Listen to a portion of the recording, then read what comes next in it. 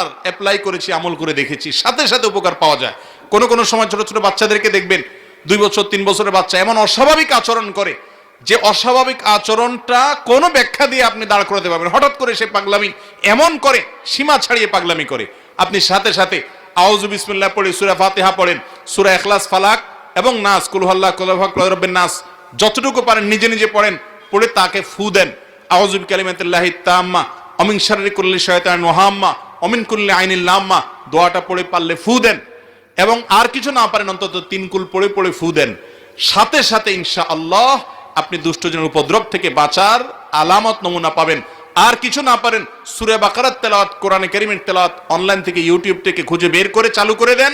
সাথে সাথে দেখবেন যদি ওই জাতীয় সমস্যা হয়ে থাকে, দেখবেন সে শান্ত হয়ে গেছে। এবং এটাও ব্যক্তিগতভাবে আমি বহুবার আমল করে দেখেছি। অতএব ব্ল্যাক ম্যাজিক এখন ঘরে ঘরে, দুষ্টজনের উপদ্রব এখন ঘরে ঘরে, যারা সাফার করছে তারা জানেন।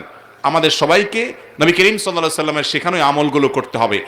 আর ব্ল্যাক ম্যাজিকের ট্রিটমেন্টের নামে যা হয় আমাদের দেশে, বিশেষ করে কবিরাজরা যা করে, এদের বেশিরভাগই হলো বাটপার কিসিমের, এদের বেশিরভাগ হলো প্রতারক কিসিমের। এদেরকে বোঝা বড় কঠিন, বিশেষ করে যেই লোকগুলো অনেক মোটা অঙ্ক হাঁকাবে এবং ওই 7 ঘাটে পানি 14 ঘাট 14 পুকুরের থেকে অমুকটা তমুকটা, কালো ছাগল, কালো মোরগ, এগুলো আলামত খারাপ। কোরআনে কারীম থেকে সরাসরি যারা ট্রিট